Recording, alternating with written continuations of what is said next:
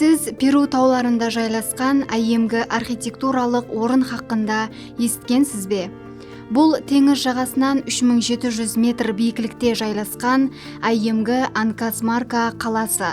Бұл жерде 1000 жылдар алдын инка халқы тарапынан құрылған туры шеңбер тәрізді тас үйлер, яғни кулкалар бар. Көп текшелі террасалар, бір-біріне мас болған блоклар, құрамалы гидросистема һәм астрономиялық жөнеліске ие мұқаддес майдан хақиқи жоғалған дүния орталығын көрсетеді. Бұл жер негізінен домалақ имаратлары менен атақлы һәм хайран қалдыратығын дәрежеде жақсы сақланып қалынған. Олардың жайласуы һәм архитектурасы табиғи самал һәм суық хауадан пайдаланып, өнімлерді ұзақ уақыт сақлауға имкан берген.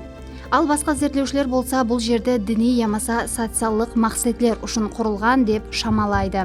Улам алғанда, бұл жер инкілер империясының құрамалы экономикалық һәм мәдени системасының ахметлі бөлегі болған. Сіз және осыған ұқсас жерлерді білесіз бе?